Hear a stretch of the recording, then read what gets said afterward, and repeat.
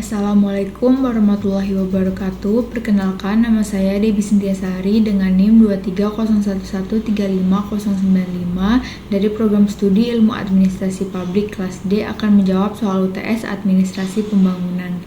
Pertanyaan pertama yaitu, mengapa pentingnya mempelajari administrasi pembangunan? Jelaskan. Jawabannya, mempelajari administrasi pembangunan penting karena bidang ini berfokus pada bagaimana merancang, mengelola, dan melaksanakan program pembangunan secara efektif untuk mencapai kemajuan sosial dan ekonomi di suatu negara atau daerah.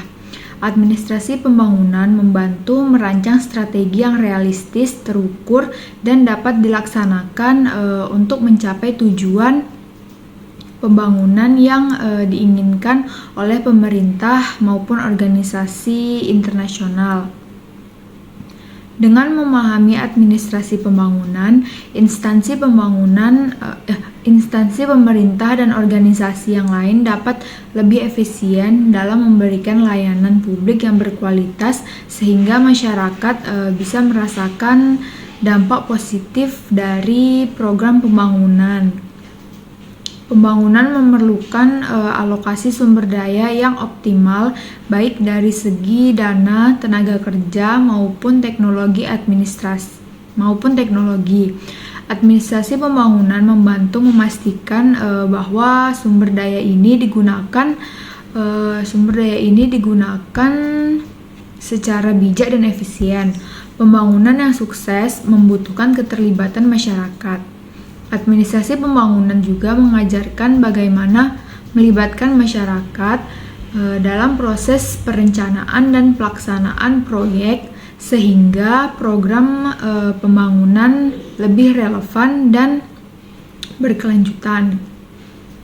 Administrasi pembangunan tidak hanya fokus pada hasil jangka pendek, tetapi juga bagaimana program pembangunan bisa terus berlanjut memberikan manfaat di masa depan. Hal ini mencakup perencanaan jangka panjang, evaluasi dampak, dan berkelanjutan lingkungan.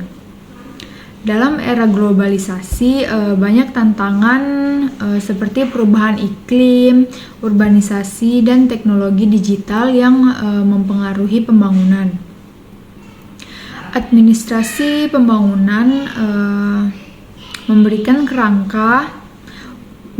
kerangka kerja untuk mengatasi tantangan-tantangan ini dan memanfaatkannya untuk pembangunan yang lebih baik. Dengan mempelajari administrasi pembangunan, seseorang dapat memainkan perannya dalam mempercepat pembangunan ekonomi, sosial, dan lingkungan yang berkelanjutan. Selanjutnya yaitu pertanyaan kedua, dari mana sumber-sumber pembiayaan pembangunan serta jelaskan solusi dan kendalanya. Sumber-sumber pembiayaan pembangunan yaitu yang pertama dari anggaran pendapatan dan belanja negara atau APBN. APBN merupakan salah satu sumber utama bagi kegiatan pembangunan nasional. Dana ini digunakan untuk mendukung proyek-proyek strategis negara dan membantu daerah-daerah dalam melakukan pembangunan mereka sendiri. Yang kedua yaitu ada anggaran pendapatan dan belanja daerah atau APBD. APBD merupakan sumber daya lokal yang digunakan untuk pemerintah untuk mendanai proyek-proyek pembangunan di tingkat daerah. APBD dapat didanai dari pajak daerah, retribusi daerah, dan hasil BUMD. Selanjutnya yaitu ada pinjaman internasional. Pinjaman internasional sering digunakan untuk mendanai proyek-proyek skala besar yang memerlukan investasi besar. Pinjaman ini biasanya datang dari organisasi internasional seperti Bank Dunia. Selanjutnya yaitu ada pinjaman daerah. Pinjaman daerah adalah pinjaman yang diberikan oleh pemerintah pusat kepada daerah-daerah untuk mendanai kegiatan pembangunan lokal, seperti dana alokasi khusus, yaitu bentuk pinjaman daerah yang dialokasikan untuk kebutuhan tertentu. Selanjutnya ada investasi swasta. Investasi swasta dapat berupa penanaman modal dari perusahaan swasta domestik maupun internasional. Investasi ini seringkali datang dari bentuk kerja sama dari publik dan swasta. Untuk proyek-proyek strategis, Selanjutnya ada penerimaan pajak. Penerimaan pajak merupakan salah satu sumber pendapatan negara yang digunakan untuk mendanai pembangunan nasional.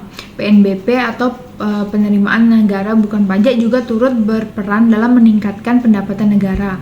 Selanjutnya yaitu solusi-solusi peningkatan sumber daya pembiayaan pembangunan.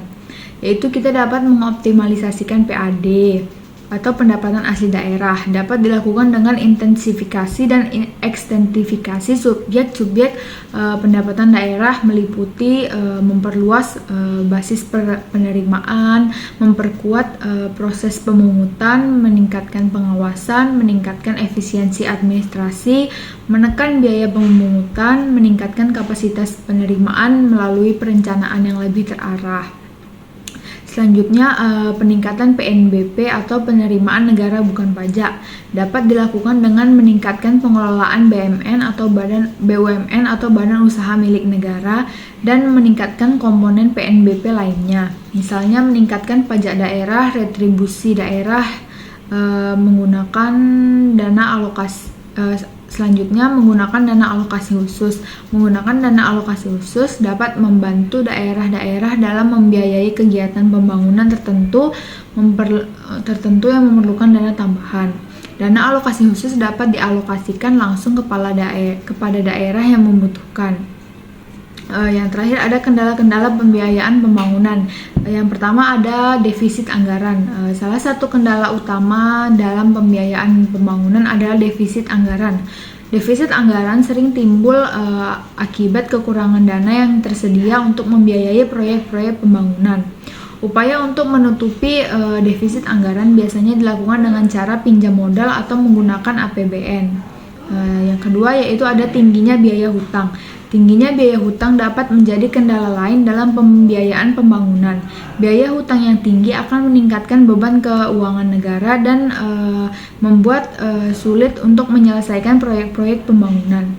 Kurangnya kemampuan daerah otonom dan ketergantungan kuat pada bantuan pusat bisa menjadi kendala bagi daerah otonom dalam mengalami kemandirian ekonomi.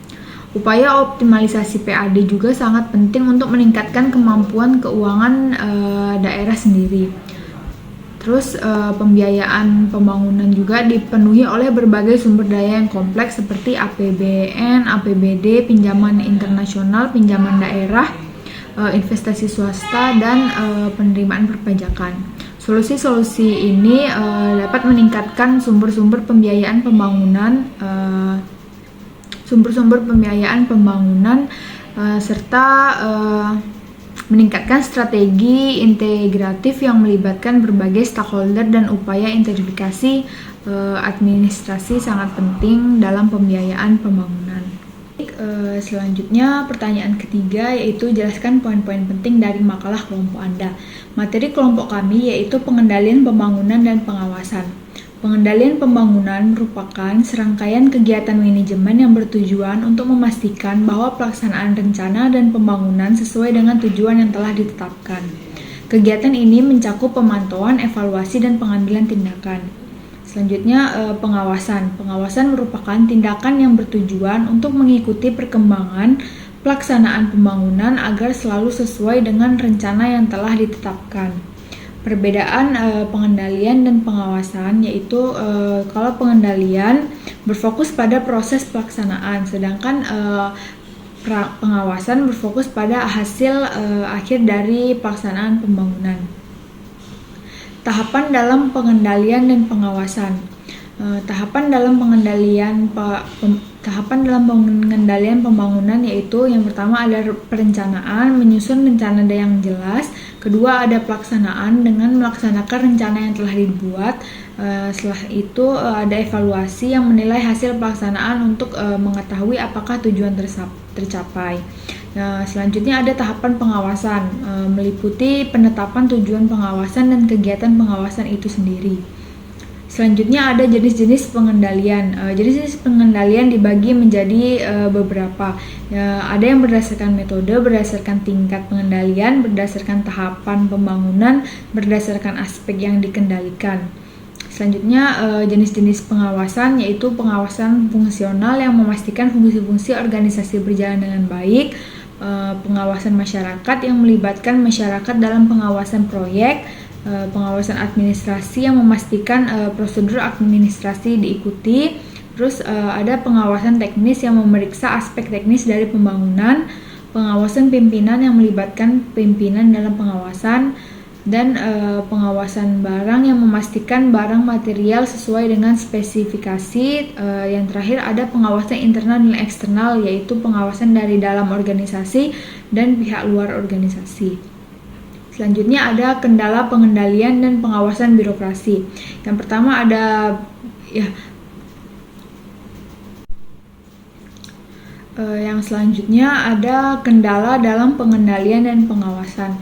Yang pertama ada birokrasi yang berbelit-belit yang memperlambat proses pengendalian. Yang kedua ada kurangnya koordinasi antara berbagai pihak yang terlibat. Yang ketiga ada keterbatasan anggaran yang menghambat pelaksanaan rencana. Yang keempat ada perubahan kebijakan yang tidak konsisten yang menyulitkan pelaksanaan yang sudah direncanakan.